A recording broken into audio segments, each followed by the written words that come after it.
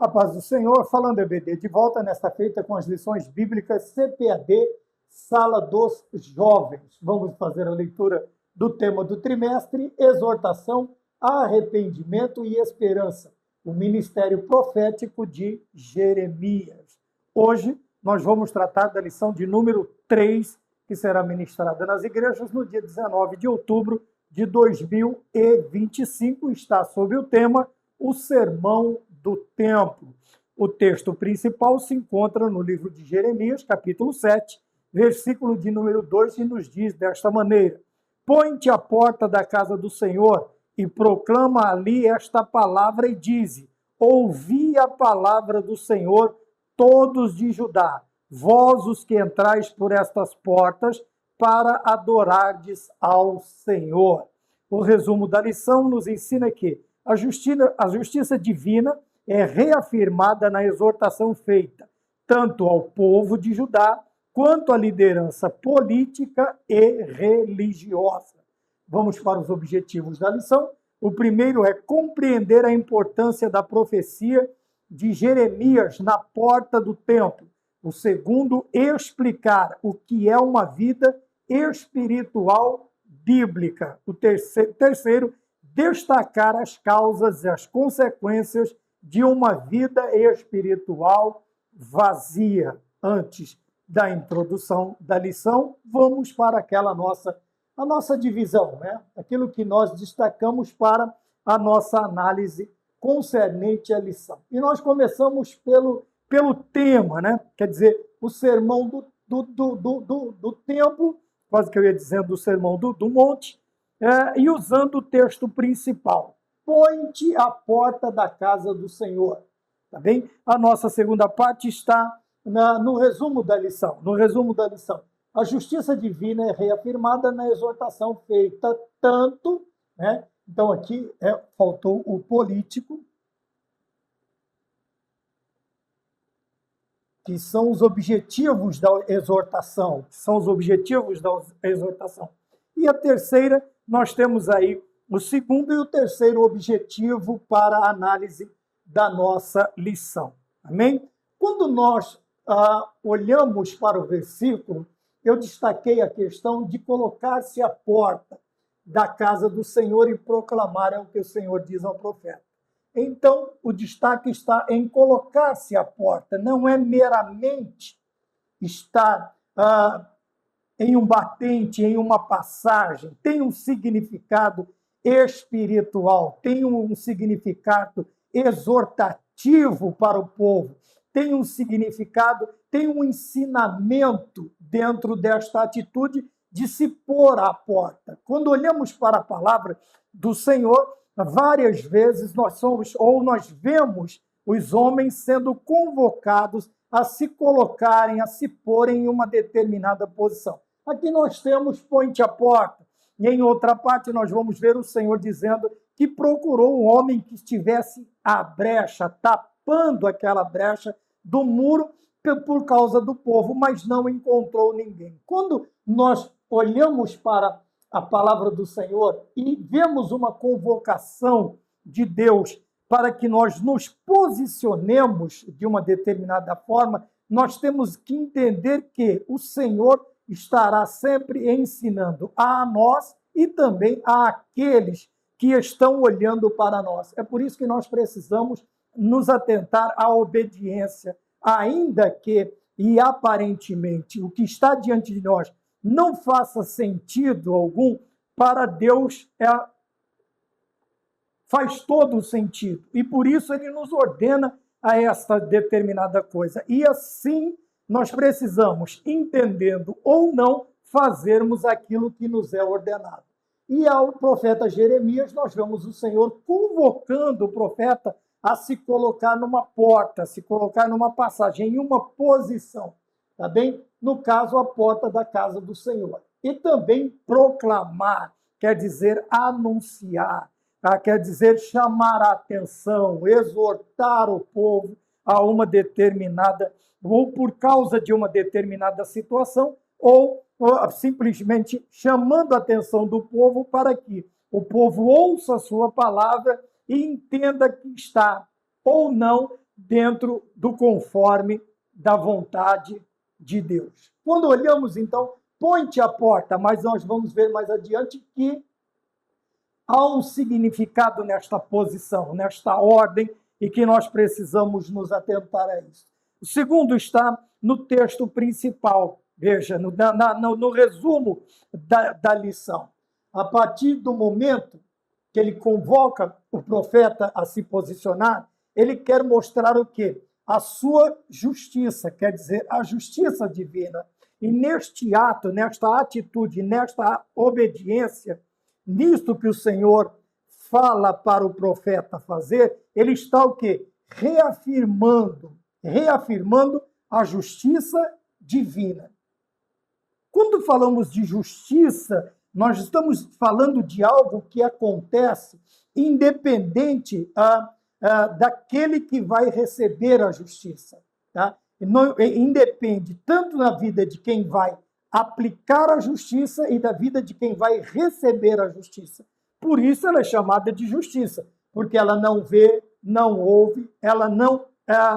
veja, ela é apartidária, ela é apolítica, ela é também, veja, qual a outra palavra que nós podemos usar quando falamos de justiça? A justiça, ela é imparcial. Por isso, veja, quando o Senhor coloca novamente o profeta à porta e ordena a ele que proclame a sua palavra, quer dizer, a sua vontade, ele está reafirmando, quer dizer, ele já havia afirmado, agora ele vai reafirmar, tá? Ele vai afirmar novamente a sua justiça divina. Através do quê? Através da exortação feita.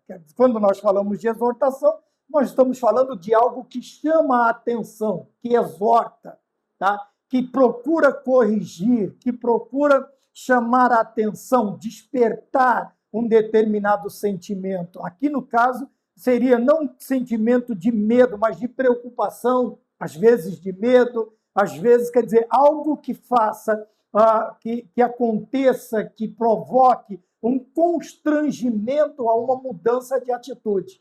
Então, o Senhor, ele está reafirmando a sua justiça através do quê? Desta exortação feita. Veja, quando nós dissemos falei sobre a justiça, e no caso muito mais específica, a divina, é que ele está exortando tanto o povo quanto os poderes políticos e também os religiosos.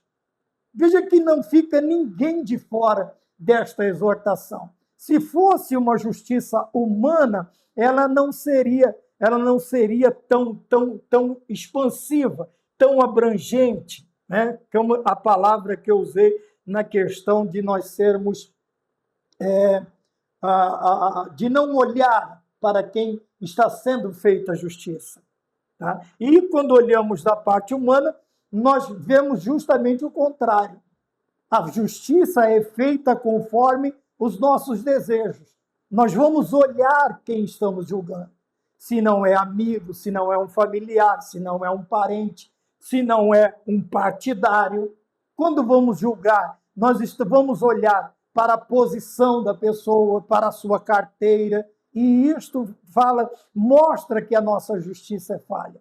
Mas quando olhamos para a justiça divina, e a exortação reafirma esta justiça, por quê? Porque a sua justiça engloba o pacote todo, povo, políticos e religiosos.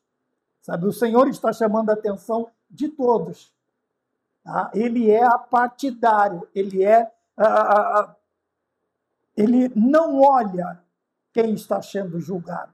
Tá? Ele vai realizar a justiça. Ele vai realizar a justiça. E muitas vezes nós entendemos errado esta questão. Por que entendemos errado? Porque nós achamos que ocupamos um determinado cargo na casa do Senhor, né? Agora vamos falar dos religiosos, porque temos o privilégio de termos sido chamados. Deus não usará de justiça conosco, não, pelo contrário. A justiça, como disse o apóstolo Paulo, ela tem que começar pela casa de Deus, pela casa do Senhor, tá? Pela casa de Deus. E isto nos exorta, vamos usar a palavra que está aqui, a andarmos em conformidade com a palavra de Deus, em conformidade com os preceitos da palavra de Deus, com os mandamentos de Deus para a nossa vida. Não nos isenta porque participamos, vamos lá, porque somos povo de Deus, talvez aqui, mas porque somos religiosos, pertencemos a uma denominação, a justiça ela não vai acontecer na nossa vida. Pelo contrário, o apóstolo diz que a justiça ela começa por onde? Pela casa de Deus. Quer dizer, começará por nós. Por isso que a justiça divina ela engloba toda a nação, povo, políticos, religiosos, não vai ficar ninguém de fora. O Senhor chamará a atenção sobre o quê? Sobre a vida espiritual, tá? A vida espiritual de cada um deles. Como nós vemos no segundo e no terceiro objetivo, quer dizer, sobre uma vida espiritual bíblica, tá? Porque existe uma vida espiritual, aparentemente espiritual, não bíblica? Existe. Quando ela é pautada único e exclusivamente por desejos, por vontades humanas, tá bem? Quando não está baseada totalmente na doutrina da palavra de Deus, mas segue preceitos humanos. Os preceitos humanos, as doutrinas de determinadas religiões, elas estão acima da palavra de Deus. Elas superam, elas suplantam a importância da palavra de Deus. Porque para nós a Bíblia é o quê? O único livro de regras de fé e de prática. Tá bem? Mas em outros lugares existem livros, pessoas, profetas, profetisas, isto, aquilo, que estão acima da palavra de Deus. O que vale lá não é a palavra, o que lá vale é o sonho de uma mulher, é a revelação de um homem, é a visão de outro homem. Quer dizer, o livro que este homem escreveu ou narrou para ser escrito ou recebeu de um anjo, é isto que é a validade. Deixa de ser uma vida espiritual? Sim. Mas é uma vida espiritual bíblica? Não. Mas é uma vida espiritual? Sim. É uma vida espiritual vazia? Sim, também. Por quê? Porque é uma vida espiritual que não está baseada na realidade de Deus. Quer dizer, não está baseado na palavra, na vontade, no querer de Deus. E isto não é exclusividade só das falsas religiões. De maneira nenhuma. Nós vemos que, com o passar do tempo, até mesmo denominações, igrejas tidas como sérias antigamente, hoje já estão inserindo dentro do seu escopo, da sua liturgia, elementos que não fazem parte das ordenanças, dos preceitos bíblicos, tá? Mas outrora viveram. E por que perderam de vista? Nós vamos olhar também na lição deste momento, na lição deste momento. Então, nós temos aqui, põe-te à porta, nós vamos ver a justiça divina sendo revelada e cumprida através desta exortação feita, vamos reconhecer o que é uma vida espiritual bíblica e o que é uma vida espiritual vazia. Veja, que o espiritual não está fora. Porém, veja, existe algo que destaca. Existem palavras, momentos, situações que destacam esta vida espiritual. Você pode ter uma vida espiritual bíblica e você pode ter uma vida espiritual vazia, morna, né? Como foi dito no Apocalipse. E tudo isto nós vemos através do quê? Através da exortação feita pelo Senhor. Pelo Senhor. E o Senhor, ele exorta desta maneira, através de sua justiça. Tá bem? Então, ele não vai, o que vai ser levado em consideração são as atitudes, são as ações desta pessoa. Não vai olhar para a pessoa, vai olhar para as suas ações. Vai olhar para as suas ações. Porque quando nós olhamos para a pessoa, nós temos a tendência de quê? De que alguma particularidade da vida, corremos o perigo de que alguma particularidade da vida desta pessoa esteja dentro da nossa vontade. Logo, o nosso julgamento a nossa decisão, ela estará equivocada, ela será equivocada. E nós podemos aplicar a justiça de uma maneira errada. Tá bem? Ao invés de condenar, nós vamos absolver. Por quê? Porque é um amigo, porque é um parente, porque, como eu já citei no princípio. Vamos mais adiante? Então, nós olhamos aqui, no Sermão do Templo, nós vamos aprender sobre isto. Bem? E quando olhamos para a introdução, sobre o que vai tratar este capítulo de número 7 do livro de Apocalipse, ou de Jeremias, me perdoe. Veja, o perigo da apostasia, da falsa adoração e do mal que uma vida cristã sem compromisso com a verdade de Deus é capaz de fazer. É disso que nós estamos falando. Então, veja, o perigo da apostasia. O que é apostatar? É você decair da fé, é você abandonar a fé, é você deixar para trás a fé. Depois nós temos a falsa adoração, a aparência, tá? Aquela adoração que só mexe com o quê? Com o sentimentalismo, não mexe com a alma, não mexe com o espírito, sabe? É uma adoração externa, sabe? Aquele momento em que a pessoa diz, olha, eu estou até arrepiado. Talvez seja só emoção. Não é uma verdadeira adoração, é uma falsa adoração. Porque a verdadeira adoração transforma. E a transformação, nós sabemos que ela começa de dentro para fora. E do mal que uma vida cristã sem compromisso, o que é uma vida vazia? Um cristão sem compromisso. O que é não ter compromisso? É você não querer responsabilidade, não querer responsabilizar-se. É você não querer se colocar à disposição do Senhor, estar na presença de Deus para fazer alguma coisa. É você não querer estar diante de Deus para assumir uma posição. Põe-te à porta, assume uma posição. Tá? A vida sem compromisso é daquele que não assume uma posição, que ele não se coloca na posição em que Deus deseja, que Deus quer que ele esteja. Tá bem? Então, quando nós olhamos para o tópico de número 1, falamos sobre a introdução, a voz no templo, veja que então ele está à porta e ele é o quê? Ele é a voz. Me lembro agora de quando, né, João Batista ele diz que ele não é o Cristo, ele é a voz do que clama no deserto.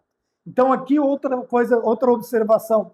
Quando nós somos a voz de Deus, quando nós nos colocamos na determinada posição que o Senhor pede ou que o Senhor exige de nós, nós somos a voz de Deus aqui na terra, ou onde nós estivermos, a posição em que nós somos colocados. Então, primeiro, Jeremias é a voz no templo.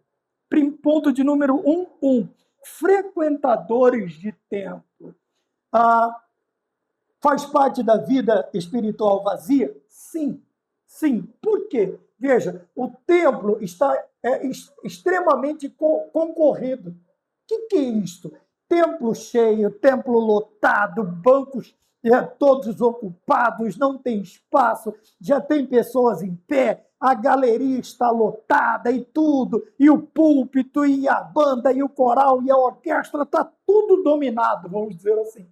Veja, o templo extremamente corrompido. Contudo, veja, aqui está a vida espiritual bíblica. Aqui está a voz de Deus, a exortação de Deus. Contudo, é possível notar a ausência. Veja, ausência de reverência. Então, nós estamos falando de um templo lotado, concorridíssimo. Mas pode-se notar a ausência de reverência. O que é reverenciar?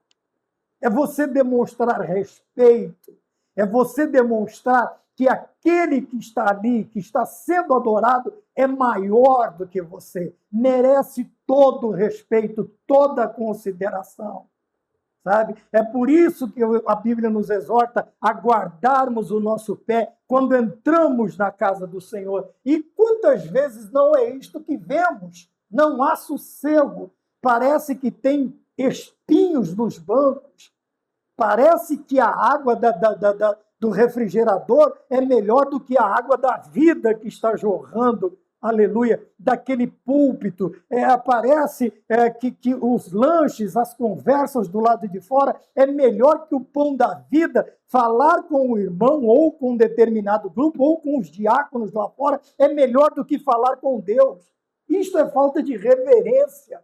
Tá? E está sendo, veja, o templo não está vazio, o templo é concorrido, mas primeiro, nota-se a ausência de reverência. É o que Deus está usando a Jeremias para exortar o povo. Depois, temor de Deus. Falta, a ausência do temor de Deus. Aqui não é medo, é respeito. Veja, não está na mesma posição de reverenciar. O que é fazer uma reverência, uma deferência? Tá? Você encontrou alguém, você demonstra respeito. Aqui o temor a Deus é você saber quem está diante de você. Ouvi a tua voz e tremi. Olha que coisa interessante. Quando o profeta diz isto, ouvi e tremi. Hoje pessoas ouvem e brincam e zombam, tiram sarro da doutrina, dos bons costumes, das exortações. Isso é papo de velho, conversa de pastor, isso é coisa do passado, isso não existe mais, nós vamos viver do nosso jeito. Veja, o profeta está exortando a isto. O povo precisa voltar a reverenciar, a ter temor de Deus, tá? Porque o medo você perde, mas o temor não. Ouvi a tua voz e tremi. E tremi. Faz, ó Senhor, a tua obra conhecida. Veja que Abacuque treme, ouve a voz do Senhor e treme, a terra treme. O Senhor diz, ao som da minha voz, até a corça dá a luz. O poder da voz, o temor que o povo precisa voltar a ter. Tá? Veja que a verdadeira adoração, como nós falamos, adorar não é só cantar. Nós não podemos chegar diante de Deus de mãos vazias, de qualquer jeito. Tá bem? E o momento em que adentramos, aliás, do momento em que saímos de casa para o templo, já estamos adorando a Deus. Chegamos no templo, irmão, preciso acertar. Não, depois do culto a gente conversa. Não, depois do culto a gente conversa.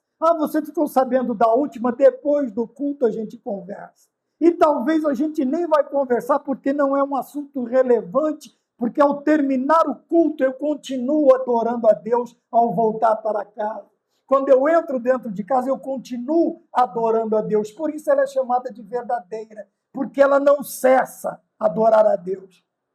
Então vemos um templo totalmente corrompido, comparando com os dias de hoje. Nós podemos pensar que vivemos um período assim? Quantos templos faraônicos? Quanta exuberância, Mas quando você entra para adorar, tem momentos que até o pregador tem que pedir silêncio. Antes de começar a palavra, não precisava nem pedir, mas o pastor tem que solicitar que não se levantem, a não ser aqueles que têm algum problema de saúde. Né? Para quê? Para que não haja movimento, para que não haja distração na hora da palavra.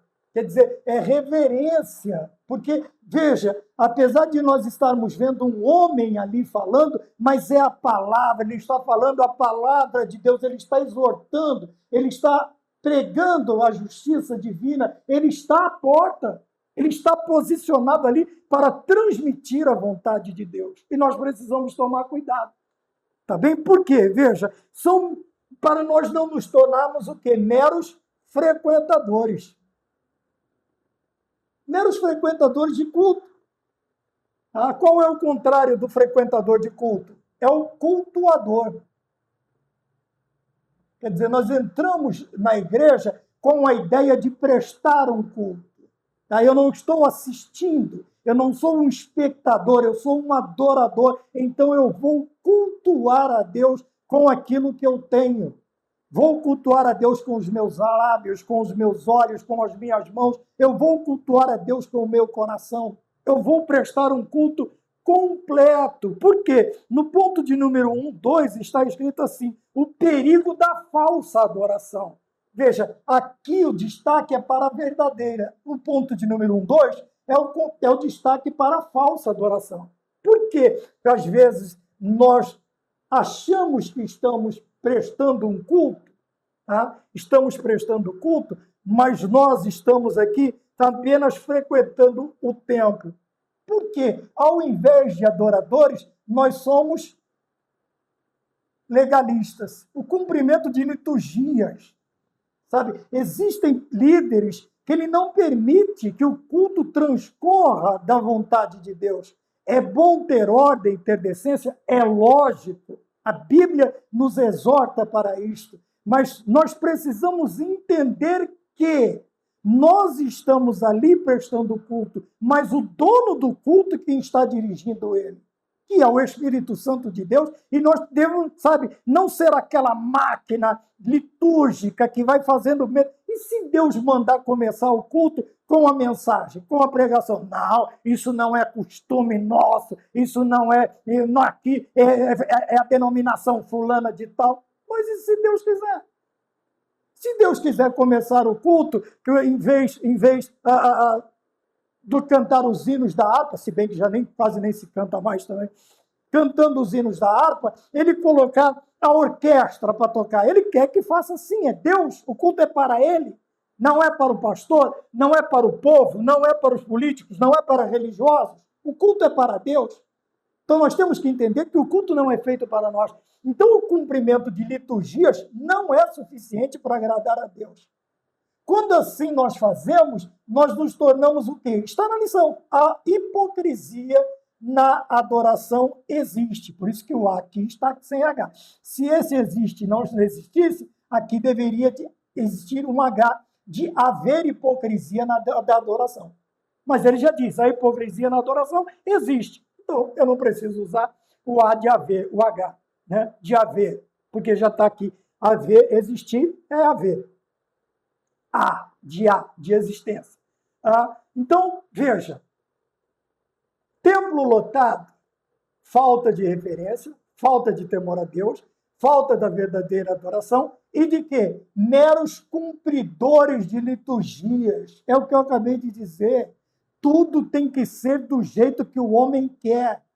Mas e se Deus quiser começar o culto com um apelo? Se tem uma pessoa ali dentro, eu já vi isso. As pessoas ficaram perdidas, todo mundo de boca aberta. O pastor começou pregando. Pregou 20 minutos e fez o apelo. Para que as pessoas fechassem a boca, porque estavam meio perdidas, fez o apelo e almas aceitaram a Jesus como Salvador. E se deixa para depois, essa pessoa não tem tempo, vai embora. Ela teria outra oportunidade? Sim, mas o momento de Deus era aquele.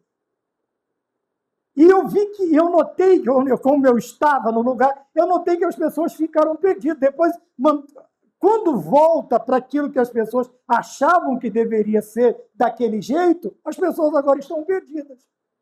Porque estão mecanizadas, robotizadas, sabe? É um culto autômato. São meros cumpridores de liturgias, legalistas. E se Deus colocar no coração do responsável para fazer de uma forma diferente, pronto, cai o mundo. Né? Há uma verdadeira balbúrdia dentro da... Como pode, em vez de começar aqui nessa denominação, 3 hinos da harpa, leitura oficial, canta os grupos, depois canta um hino, recolhe a oferta, a palavra oficial, a pregação, e depois encerra o culto. Ora, irmãos, por quê? Porque alguém disse que tem que ser assim? Ótimo, vamos fazer assim. Mas e o dia que Deus quiser mudar? Então, põe-te à porta e fala. E o Senhor exorta. E muitas vezes nós estamos o que? Nós nos tornamos, não é suficiente, sabe? Sermos o cumpridor de liturgia, aquela coisa, não tem nada a ver com os metodistas, metódica, fria, letra. Não tem a vontade de Deus. sendo usada. Vamos para o ponto de número 3, nós vemos o quê? Que é usado um triste exemplo, quer dizer, a Torre de Siló. A Torre de Siló. Porque as pessoas têm o costume, veja, ponto de número 3, eu separei esta parte aqui, ó, deixar de confiar em Deus para confiar na estrutura religiosa foi o pecado do povo. E quantas vezes nós vemos isto? Quantas vezes nós vemos isto? A pessoa deixa de acreditar na palavra, como eu já citei, algumas falsas religiões. Deixa de acreditar em Deus para acreditar num homem, num anjo, numa mulher. Não que seja machismo ou extremismo, nada disso. Mas o pecado do povo foi deixar Deus de lado para confiar em estruturas religiosas. Ora, e quantas vezes, olha os filhos do sacerdote Eli, o que eles fazem? Estão desesperados, eles vão para a guerra, eles simplesmente pegam a arca do concerto e tiram de dentro do Santo dos Santos e levam à frente, confiando no quê? Confiando na estrutura religiosa. Era uma representação da presença de Deus. E o que aconteceu? Derrota e morte. E o roubo da arca que foi levada embora. Por quê? Veja, quando nós olhamos também uma outra situação, Jeremias. Mesmo livro aqui, o povo confiando no templo, achando que por causa do templo eles seriam libertos, eles seriam defendidos, porque o templo de Deus estava lá dentro. O templo estava, mas Deus não. Sansão ainda tinha os seus cabelos. Depois já não tem mais. Mas antes do cabelo, a presença de Deus já havia se retirado, do Espírito Santo já havia se retirado dele. Veja que então o poder não está na estrutura religiosa. Vê, aí você diz assim, mas a estátua de Dagon caiu 2, 3 vezes até quebrar os pés e as mãos, por causa da arca. Não, porque eles estavam zombando de Deus. E de Deus ninguém zomba. De Deus ninguém zomba. Então preste atenção, a estátua eles colocam diante de Dagon para dizer, Dagon é maior do que Yahvé. Então eles não estão zombando da arca, eles estão zombando de Deus. E Paulo diz que de Deus ninguém zomba. O que acontece? A estátua por 2, 3 vezes cai até se partir. Quando eles entendem, eles devolvem a arca também com presentes de ouro. Com presentes de ouro. Para quê? Para que o poder de Deus, que eles tinham como estavam sendo amaldiçoados porque estão zombando, eles agora vão ter paz. Porque, veja, Senhor, nós estamos respeitando, estamos dando sacrifício, sacrificando para o Senhor e te devolvendo para o seu povo. Devolvendo este objeto, este elemento da tua representação, da representação da tua pessoa no meio do teu povo. E eles simplesmente, eles recuam, eles fogem. Tá bem? Então, hoje, muitas vezes, vamos ver nos nossos dias, quantos estão fiados a uma estrutura religiosa? Não estou falando de templo, mas nomes. Porque eu sou uma pessoa, um dia me perguntou, você é da fulano de tal? Ela falou o nome da denominação. Eu falei, não, eu congrego nessa denominação, eu sou de Jesus Cristo. É uma diferença. É uma diferença. Veja que não estou falando de respeito, de congregar, de abandonar a igreja, eu não estou falando nada disso. Eu estou falando quando nós começamos a honrar mais a criatura do que o Criador. Tá? Mais estruturas religiosas do que a presença de Deus. Não adianta, por mais bonita, por mais cara que seja a estrutura, não adianta nada se Deus não estiver com eles. Quando os discípulos se impressionam com a reforma que Herodes está fazendo no templo e mostram para Jesus, Jesus Cristo olhou e disse, mas vai chegar um dia que não ficará pedra sobre pedra. Pedra sobre pedra, mais bonito que fosse. Aquela reforma feita politicamente para abrandar o coração dos judeus, dos hebreus, o que acontece? Ela não resistiu, porque General Tito vem e invade no ano 70 e destrói toda Jerusalém, destrói Israel e destrói o templo, que era o quê? A estrutura religiosa, o orgulho do povo. Ao invés de continuarem confiando em Yahvé, eles simplesmente se entregaram à estrutura. A estrutura, tá bem? E incorremos isto nos nossos dias? É lógico, deixamos a Deus. Nos esquecemos de falar de Deus. Temos um prazer, sabe, muito grande de falar das nossas liturgias, das nossas denominações. Estou falando de todas.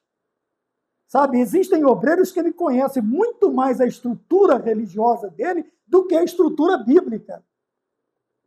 Ele conhece mais a história e fala com a boca mais cheia dos seus originadores, vamos dizer assim, dos seus primeiros pregadores, do que da presença de Deus que os trouxe para cá. Sabe, dos seus fundadores. E não é isto. Veja, põe-te à porta a casa do Senhor e proclama. Quer dizer, exorta a minha justiça. Mas fala para todo mundo. E chama a atenção deles sobre o que é uma vida espiritual bíblica e o que é uma vida espiritual vazia. Uma vida espiritual vazia, veja, é templos cheios de pessoas vazias. Lembrei que tem muita gente que gosta de falar isso. Né? Por que vazios? Porque não tem reverência quando está na presença de Deus, não tem temor quando está na presença de Deus e traz uma adoração falsa na presença de Deus. É mais um show do que uma adoração. A pessoa está apresentando sua voz, a pessoa está apresentando seus dotes, seus dons naturais, mas não está adorando a Deus. Não está ali para adorar a Deus. Grupos inteiros não estão ali para adorar a Deus, estão ali para apresentar um feito ensaiado. Para quê? Para que os homens recebam, para que os homens aplaudam, para que os homens chamem atenção. E nós precisamos tomar cuidado. Tá bem? Por quê? Nós estamos falando de ser. Agora, cabe àqueles a quem Deus chamar ser a voz no templo. Quer dizer, tomar uma posição. Ter uma posição. Ainda que, como no caso de Jeremias, o profeta das lágrimas, ele vai sofrer perseguição, prisão e tudo mais, e até o final, o seu martírio, mas ele é uma voz. Ele é a voz de Deus no templo. Põe-te à porta e fala, você é a minha voz no templo. E quantos de nós estamos deixando de sermos a voz de Deus no templo ou fora dele? Tá bem? Ponto de número 2. Nós temos no ponto de número 2 a vida espiritual bíblica. Tá bem? Vida espiritual bíblica. E o terceiro vai ser as causas e consequências de uma vida espiritual vazia. Deixa eu só pedir um sinal para minha esposa, deu um sinal positivo. Vamos continuar então, tá bem? Vida espiritual bíblica. Temos a definição dela, né, originário do latim, que indica o ato de valorizar o que é espiritual. Valorizar o que é espiritual. Então vamos nos prender a isto. Valorizar o que é espiritual. E eu te pergunto, o que é que nós valorizamos mais hoje? Veja que eu disse que nós valorizamos mais a criatura do que o Criador. Valorizamos mais a estrutura religiosa do que quem está dentro dela e deve ser adorado. Valorizamos. Então, veja, aqui a definição da palavra espiritualidade é o ato de valorizar o que é espiritual. Tá? E o que é espiritual não é vazio, não é falso, também não é hipócrita, não é mentiroso. Tá bem? O que é valorizar o que é espiritual? Então, vamos lá. A vida espiritual do crente não é invisível. Então, vamos começar a entender o que é uma vida espiritual. Tá? Vida espiritual, ponto de número 1, nós temos a definição. Vamos entender isto aqui. Não é invisível. Por quê? Porque quem vive, aleluia, uma vida espiritual verdadeira, sadia, o que ele faz? a sua comunhão, o seu andar com Deus, ele é visto mediante seus frutos. Veja que ele não faz por aparência, ele não faz para aparecer. Mas a sua vida de comunhão com Deus produz o quê? Frutos. Quer dizer que uma vida espiritual, ela não é só falada. Tá? Existem pessoas que gostam de falar. Eu faço isso, eu faço aquilo, eu preguei e salvou tantas pessoas. Não. Não, quem salvou foi Jesus. Eu e você só somos os instrumentos. Mas veja, salvação de almas é um fruto. Não deixa de ser um fruto. Talvez o entendimento e a explicação da pessoa esteja errada, mas quando olhamos para almas salvas, veja, a Bíblia diz que quem ganha almas é sábio. Tá bem? Então, o que nós estamos falando? Sobre vida espiritual. Uma vida espiritual que ela pode ser vista, ela é olhada. Por quê? Porque apresenta frutos.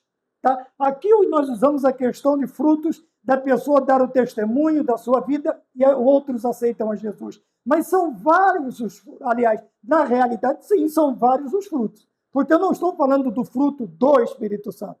Aí é um fruto só. Tá bem? Mas são vários os frutos que a nova criatura, que o novo convertido, tá? Vamos chamar de nova criatura, porque a nova criatura não tem idade, né?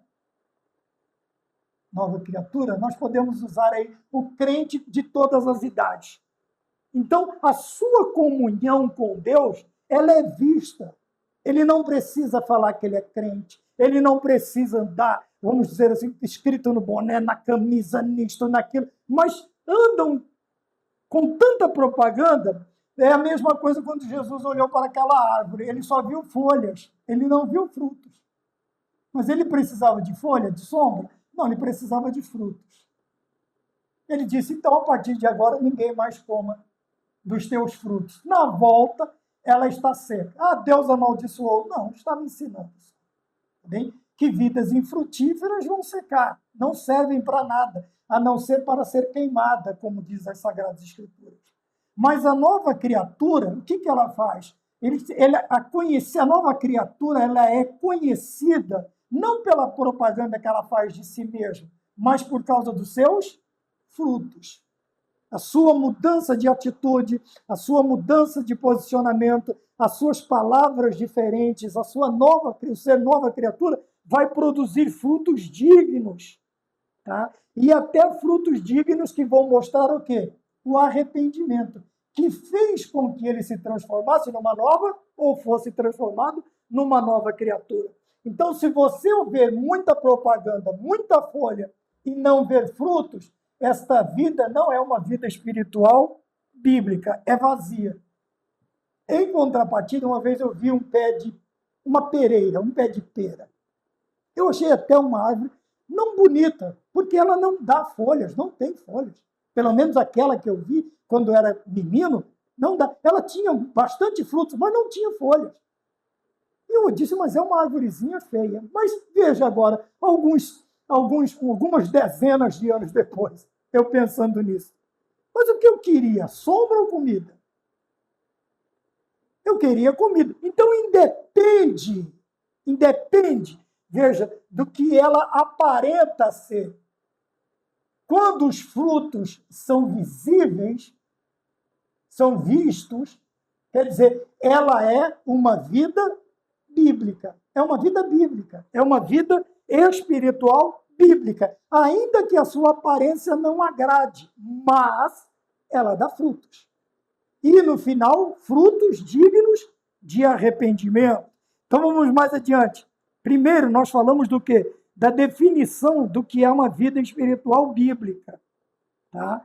Então, mediante o quê? Seus frutos, quer dizer, suas ações, suas atitudes, palavras, agora glorificam a Deus, ao invés de vituperar o bom nome de Cristo. Vamos para o ponto de número 2? A vida espiritual e suas tendências atuais. Quer dizer, a vida espiritual lutando com as tendências de hoje. O crente desejar viver uma vida piedosa, piamente em Cristo Jesus, contra as ideologias da atualidade. Então, a vida espiritual atual, dos nossos dias, tende a ser subjetiva e desprovida de preceitos bíblicos. Tá bem? Vamos ficar com o desprovido de preceitos bíblicos. É mais ou menos a ideia que nós continuamos daqui. Perdão. Veja, desprovida de preceitos bíblicos. A partir do momento que estes preceitos, que estes mandamentos, que estas ordenanças, que a vontade de Deus, que é exarada das Sagradas Escrituras para a nossa vida, não faz parte dela, nos tornando uma vida vazia, é o que nós temos na atualidade. Quantos cristãos? Lembra que eu falei do pé de pera? Estava feinho, não tinha folhas, mas tinha muita fruta. Eu tenho um pé aqui, eu nunca lembro se é de pêssego, eu não lembro. Mas, num determinado período do ano, caem todas as folhas, todas. Ficam só aqueles galhos secos. Mas eu sei que na próxima estação, as folhas lá, está lá de novo, todo folhado, e os brotos, os frutos já começaram a aparecer. Tá? E o que isto tem a ver, irmão Maurício, com a lição? Veja, na atualidade, o que vale mais? Uma vida subjetiva e desprovida. Quer dizer, uma vida de aparência. Se a pessoa não conhece os estágios daquela fruta, eu acho que é pêssego mesmo. Né? Pêssego mesmo? Um pezinho que tem fora? Pezinho não, que ele já deve estar com uns 3 metros de altura. Então, quando nós não temos o vislumbre das Sagradas Escrituras que nos ensinam a estarmos à porta da casa do Senhor, de reconhecermos a justiça e uma vida espiritual bíblica, isto aqui começa a chamar a atenção. Quer dizer, a vida espiritual atual tende a ser subjetiva e desprovida de preceitos bíblicos, o que deve ser rejeitado pelo crente. Quer dizer, uma vida de aparência. Vamos voltar novamente ao escrito bíblico. A árvore estava bonita, folhada, viçosa, mas não tinha frutos. Só tinha aparência. Não servia. Assim também é o cristão que vive a vida espiritual, esta vida atual, que eles chamam de espiritualidade. Subjetivo, tá? Outras palavras que as pessoas estão gostando muito de usar, né? Subentendido, subjetivo, quer dizer, uma vida que lê a Bíblia, ouve, mas não vive. Não vive. É o capítulo 12 de Jeremias que o Senhor diz a ele: olha, os teus irmãos, não te fie a eles, ainda que lhes digam coisas boas. Por quê? Eles estão perto de você. Eles pedem uma palavra como se fossem obedecer, mas não vão. Estão perto, a boca está perto, mas o coração está longe. Está vendo? E é desprovido de preceitos bíblicos. Nós vemos hoje quantas pessoas eles querem justificar suas vidas, mas não conseguem fazê-la pela Bíblia. Por quê? Porque os preceitos bíblicos não corroboram com suas vidas vazias. Quer dizer, vidas desprovidas de preceitos bíblicos. E o que sobra é o quê? Subir no tabuleiro do jogo, chutar fora as peças e acabar com a conversa e dar a impressão de que ganhou. É igual jogar xadrez com a pomba. Com a pomba, né? Um animalzinho que voa. Então, veja o ponto 2.2. Ponto 2.2, onde nós estamos aqui. A vida espiritual e suas tendências atuais. Por que muitos ditos cristãos estão caindo nestas falcatruas? Nestas falácias? Nestas falácias tendenciosas? Qual outra palavra também bonitinha que o pessoal está usando bastante, né? Falcatrua, falácia, tudo aquilo que vem para refutar, né? Esqueci por um momento. Daqui a pouco, talvez eu me lembre, talvez. Por quê? Porque isto chama atenção. Chama atenção. Porque uma vida vazia é fácil, sabe? Viver uma vida sem compromisso, sem propósito, é fácil. Ser um cristão vazio, desprovido de propósito, de responsabilidade, de compromisso, é muito fácil. É muito fácil. Qualquer um pode viver assim. Agora, quando nós falamos de vidas bíblicas, vida espiritual bíblica, nós vamos mais lá adiante depois, você vai ver que é tão difícil, tão difícil. Tá bem? Nós precisamos tomar cuidado, então, com as tendências atuais. Tá bem? As tendências atuais. Ainda tenho ela guardada, aquela revista que eu falei que ia guardar, da sala dos juvenis. Se não me engano, 1 ou 2 trimestres passados, ela está guardada. E ela vai falar muito sobre isto, né? Sobre as falácias, as falcatruas usadas. E o termo mais fácil, eu acabei me esquecendo. Mas vamos mais adiante. A prática da espiritualidade. Agora sim, vamos começar a inverter, a reverter esta situação triste. A prática da espiritualidade. Mas nós continuamos falando sobre exortação, tá? Sobre justiça e exortação. Então, mesmo que aparentemente vá começar a falar de uma coisa agradável para muitos ouvidos, ainda é uma exortação. E ela é dita como exortação. Ela é pregada como exortação. Tá? Então, nós precisamos nos lembrar disso. Então, a prática da espiritualidade. Eu separei aqui que as práticas espirituais saudáveis de um cristão genuíno devem ser...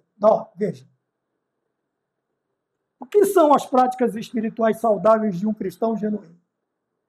Orar, ler a Bíblia, jejuar, ir para a igreja todos os dias de culto. O que mais que nós podemos fazer? De uma vida saudável. Bom, liturgicamente seria isso. Frequentar os cultos, orar, jejuar, adorar. Tá bem? Porém, devem ser acompanhadas de ações. Entendeu por que eu disse que nós continuaríamos dentro da questão da exortação? Então não adianta fazer tudo isto que eu falei e não agir, porque Deus age, Deus é ação. Quantos de nós fazemos todas as práticas espirituais saudáveis, mas só estamos inertes, parados, frios não, mornos, que é pior, né? Fosse frio ou quente, o Senhor diz, mas morno, vomitar-te-ei. Tudo isto deve ser acompanhado de ações, de boas ações também. Tá? De boas, vamos colocar boas ações. Tanto é que eu escrevi aqui, ações saudáveis e genuínas, do mesmo jeito das práticas espirituais. Então não adianta eu ter uma vida litúrgica e não agir, ou não colocar em prática aquilo que está na palavra de Deus, aquilo que é ordenança. Não adianta, veja, eu jejuar e não agir. Não adianta, o capítulo 58 de Isaías vai me mostrar o verdadeiro jejum. Não adianta eu orar e não agir, porque oração, ora e ação. Quer dizer, você tem que orar e agir. Outra coisa, o que mais? Eu tenho que frequentar, ir para a igreja e cultuar, agir. Não ir para a igreja e ficar parecendo uma estátua sentada ali e não abre a boca nem para dar um glória. Nem para dar um glória. Então nós precisamos tomar cuidado. Tá bem? Então veja, assim como as práticas espirituais saudáveis de um cristão genuíno, elas devem aparecer, mas também devem ser acompanhadas de ações. Saudáveis e genuínas da mesma maneira. Porque se eu falar e não fizer nada, eu serei o quê? como um sino que soa, uma lata vazia, como o apóstolo Paulo diz. Tá bem? Vamos para o ponto de número 3. Causas e consequências de uma vida espiritual vazia. Espiritual vazia. Agora sim, vamos lá. A triste realidade de uma vida espiritual vazia. O que está acontecendo? Nós estamos vendo o povo fugir, sair da presença de Deus. Não quer ouvir, não quer fazer, não quer trabalhar, não quer nada. Veja, e o ponto de número 3 começa com isto. O povo, então, o que ele faz? Abandona a Deus e se firma na estrutura do templo. Na estrutura do templo. Confiando que nada vai acontecer. É igual aquele crente, né, que ele acha que se ele pôr a Bíblia na cabeça não vai acontecer nada com ele. Mas a vida dele não condiz com a vida cristã e nem com o livro que ele está colocando sobre a cabeça dele. É um mero livro? Não, mas o dono, o escritor, o inspirador, melhor dizendo, das Sagradas Escrituras não está na vida dele. Não está na vida dele. Logo, o efeito, a palavra de Deus continua sendo a palavra de Deus, mas o efeito esperado pelo tal não vai acontecer. Então, veja, esta atitude reafirma a inclinação humana, sabe? Deixar a Deus, confiar na estrutura religiosa, a hipocrisia na adoração, a falta de reverência, de temor, da verdadeira adoração, tudo isso nos indica que é uma atitude que reafirma, que nós temos de novo, né? Reafirma a inclinação humana de desejar criar um caminho próprio para se relacionar com Deus. Muitas vezes o homem fez isso. Veja, nós temos Babel. É uma forma de que alguém teve a brilhante ideia de construir, vamos ficar aqui, e não foi isso que Deus disse. Deus disse para encher a terra, para povoar a terra. Não, mas vamos ficar aqui e ninguém vai nos resistir. Deus confunde os idiomas, né, a língua do povo, ninguém mais se entende, vai cada um para o seu canto e a obra de Deus continua sendo realizada. Mas o desejo de criar ainda do homem, de criar um caminho próprio, do seu jeito, da sua maneira, para ter um seu relacionamento com Deus, continua. A prova disso que nós vemos isto até hoje. Até hoje. Igrejas, denominações são abertas, são fundadas por pessoas que querem um Deus da maneira deles. O pregador, o pastor, mas daqui a pouco vai dar problema. Porque são pessoas que querem ser adoradas, não querem adorar. Vai acontecer uma coisinha de nova divisão, novo racha, novo cisma. E assim vai. Por quê? Porque o homem ainda persiste, a sua inclinação, a sua natureza humana deseja criar um caminho próprio e não seguir o caminho que Deus criou. E Jesus Cristo disse, eu sou o caminho para se relacionar com Deus. Ele quer do jeito dele, da maneira dele, da forma que ele acha bonito. 3:2, as causas e as consequências de uma vida cristã vazia, a vida cristã sem a aprovação. Então nós temos aqui, o homem cria o caminho, mas Deus não aprova. Se Deus não aprova, a presença de Deus também não estará nele. E isto é perigoso. Veja que quando Deus falou a Moisés que não iria, ele disse, não me deixa dar um passo, se a tua presença não for conosco. A tua presença tem que ir conosco. Veja, é aqui, Moisés está aqui. E o Senhor enviou um anjo adiante deles. Então, veja, tem a aprovação de Deus. Você pode até criar um caminho, uma denominação, uma igreja, fazer o que você quiser, pôr o nome que você quiser, achando que desta maneira você vai se relacionar com Deus. Porém, a pergunta é esta, Deus está aprovando o que você está fazendo? A presença de Deus está no que você está fazendo? Se não, não passa de desejo de homens. Vontade de homem. E é aí que nós precisamos nos preocupar. Alguém, alguns anos atrás, veio ter esta conversa comigo e perguntou. Eu disse, eu não vou te responder se você está certo ou se você está errado. Eu vou te fazer 2 perguntas. Você tem certeza da aprovação de Deus? Você tem certeza que Deus vai estar com você? Não por... acabou a conversa. Eu não vou te falar o que você quer escutar. Tá? Deu certo? Não sei. Não sei. Mas veja, a vida cristã sem a presença de Deus e sem a aprovação de Deus, ela é perigosa. Ela é perigosa. Porque, além de tudo, traz-nos uma sensação de segurança falsa. Igual a sensação de segurança de Sansão. Ele disse, vou me levantar como das outras vezes e vou destruir. Só que ele não sabia. Deus não aprovou a atitude dele e Deus não estava mais com ele. Não sabia Sansão que o Espírito de Deus havia se retirado dele. Olha o perigo, pronto, Sansão agora é cativo. Um homem que com uma queixada de jumento eliminou 1.000 homens. Agora veja, um homem não resistiu sequer a uma cantada de uma mulher. E agora ele está preso. Aí está o perigo. Se Deus não aprova e a presença de Deus não está lá, não vá, não faça. 3, e o último diz assim, uma mensagem urgente para a atualidade.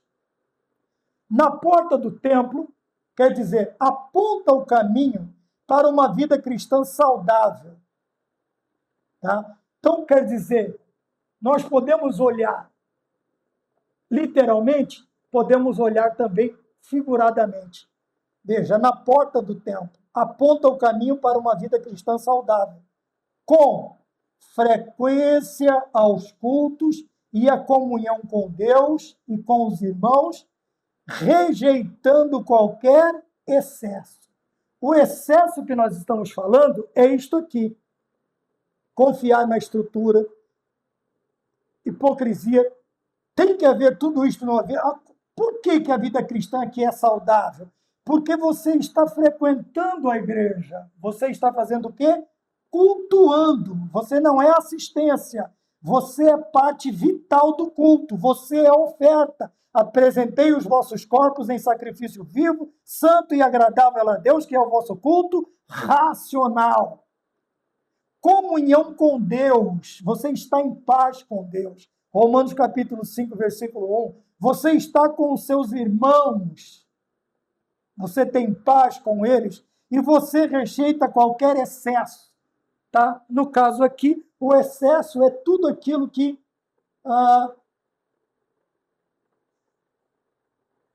nós achamos que temos, que está certo. Veja, obedecer mais à liturgia do que o Deus da igreja, o Deus dos cristãos, isto é um excesso. Adoração à estrutura religiosa, o apego a ela, é excesso. Tá bem? A vida sem frutos e achar que é uma vida espiritual, excesso. Aparência, uma vida desprovida de preceitos bíblicos, quer dizer, a vida que está na porta do templo aponta para o caminho, aponta o caminho para uma vida cristã saudável, com a frequência. Não é só estar na igreja, é cultuar a Deus. Tá bem? Comunhão com Deus não é só falar. É Deus. Não, eu ando com Deus. É ter a certeza que Deus te acompanha, que Deus anda com você. Sabe, aquilo aqui que nós colocávamos nos carros antigamente, propriedade exclusiva de Deus. O único que não usava era Deus. Então, a comunhão aqui. E comunhão com os irmãos. Comunhão com os irmãos. O que é isto? Eu estou bem, eu me sinto bem no meio da minha congregação. Eu me sinto bem junto com os meus irmãos. Amém? É isto que é a exortação da palavra dos traz, feita por quem? Por Jeremias à porta do templo. Porque a justiça divina é feita, seja numa vida espiritual bíblica, seja numa vida espiritual vazia, a justiça divina ela vai ser feita. Por isso somos exortados constantemente àqueles que Deus tem colocado à porta da casa do Senhor para ser sua voz, para andarmos dentro dos seus preceitos bíblicos. Amém? Que Deus nos abençoe e até a próxima aula, se o Senhor nos permitir, e fiquemos todos com a paz do Senhor. Amém.